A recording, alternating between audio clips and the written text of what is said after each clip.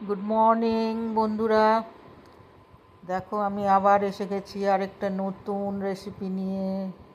এই দেখো, কচুর শাক বানাবো চিংড়ি মাছ দিয়ে।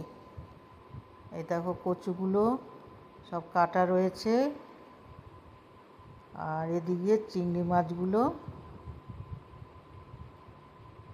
নুন হলুদ মাখিয়ে রেখেছি। কচুর শাকগুলো দেখো আমি একটু ভাপিয়ে নেব। এর মধ্যে ওই যে তেঁতুল একটু একটু করে দিয়ে দিলাম। কচুর শাকটা ধুয়ে রেখেছিলাম, একটু একটু করে অল্প একটু তেঁতুল দিয়ে দিলাম যাতে গলা না কুটকুট করে। আর একটু সামান্য নুন দিয়ে দিয়েছি, এটা ভাপিয়ে নেব। এই দেখো বন্ধুরা, আমার কচুর শাক ভাপানো হয়ে গেছে। সবাই কেমন আছো বন্ধুরা? সব ভালো আছো তো? সবাই ভালো থেকো, সুস্থ থেকো। এই দেখো আমি এবার জলটা ঝরিয়ে নিলাম।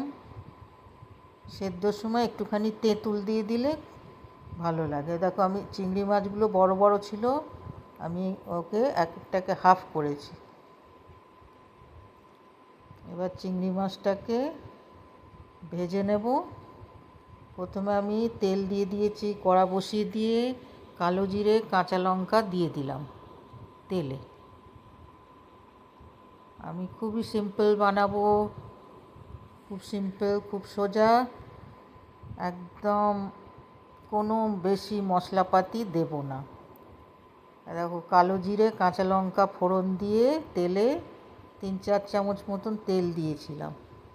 আর এবারে চিংড়ি মাছগুলো ছেড়ে দিলাম। একটু ভাজা ভাজা হলে তারপরে কচুর শাকগুলো দিয়ে দেব। কেমন লাগে আমার রেসিপি বন্ধুরা? যদি ভালো লাগে লাইক করো, শেয়ার করো, কমেন্ট করো, আর অতি অবশ্যই সাবস্ক্রাইব করে দিও।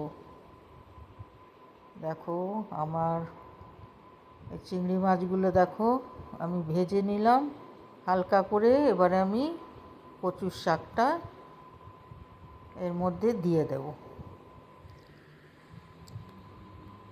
আর দেখো কচুর শাক দিয়ে দিলাম, ভাপিয়ে নিয়ে প্রথমে কেটে ধুয়ে তারপরে একটুখানি তেঁতুল দিয়ে নুন দিয়ে ভাপিয়ে নিয়েছিলাম। তারপরে গ্যাস ধরিয়ে কড়া বসিয়ে তারপরে 3-4 চামচ মতন তেল দিলাম, একটু সাদা তেল আর সর্ষের তেল মিশিয়ে। তার মধ্যে কালো জিরে কাঁচা লঙ্কা ফোড়ন দিয়ে চিংড়ি মাছগুলো ছেড়ে দিয়েছিলাম। চিংড়ি মাছগুলো যখন একটু ভাজা ভাজা হলো কচুর শাক দিলাম, দিয়ে দেখো গোটা কাঁচা লঙ্কা দিয়েছি, একটু নুন দিয়েছি আন্দাজ করে, একটু স্বাদের জন্য চিনি দিয়েছি, আর নুন আর হলুদ আর লঙ্কা গুঁড়ো, হাফ চামচ হলুদ আর হাফ চামচের একটু বেশি লঙ্কা গুঁড়ো দিয়েছি, আর চিনি স্বাদের জন্য দিয়েছি। এবারে ভালো করে এটাকে ভাজবো আমি। ভেজে জলটা শুকিয়ে গেলে ভালো করে ভাজতে হবে। আর আমি কোনো মশলা দিইনি, খালি কাঁচা লঙ্কা, নুন, হলুদ, লঙ্কা গুঁড়ো আর একটু স্বাদের জন্য চিনি দিয়েছি। সবাই ভালো থেকো, সুস্থ থেকো, সবাই শরীর মনে সুস্থ থেকো, আর আমার রেসিপিগুলো দেখতে থেকো। কেমন লাগে আমার রেসিপি? যদি ভালো লাগে লাইক করো, শেয়ার করো, কমেন্ট করো, আর অতি অবশ্যই সাবস্ক্রাইব করে দিও। দেখো আমার কেমন ভাজা ভাজা হচ্ছে, একটু ভালো করে ভাজতে হয়। কেমন লাগছে দেখতে বন্ধুরা কচুর শাক চিংড়ি মাছ দিয়ে? আর খুব সিম্পল সোজা। যারা রান্না জানো না, যারা রান্নাঘরে ঢোকো না, তারা অনায়াসে শিখে নিতে পারবে।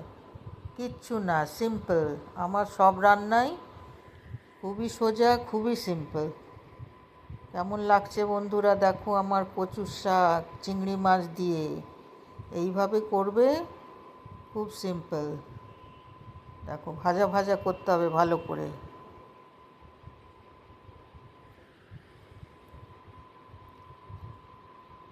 আমাকে তোমরা বানিয়ে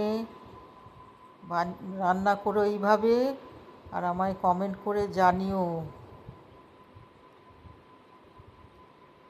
ভালো থেকো সবাই। আবার আরেকটা নতুন রেসিপি নিয়ে আসবো আমি, নতুন সিম্পল সোজা রেসিপি। সবাই ভালো থেকো, সুস্থ থেকো, আর আমার রান্নাগুলো দেখতে থেকো, লাইক করো, শেয়ার করো, কমেন্ট করো, আর অতি অবশ্যই সাবস্ক্রাইব করে দিও। Tata, bye bye.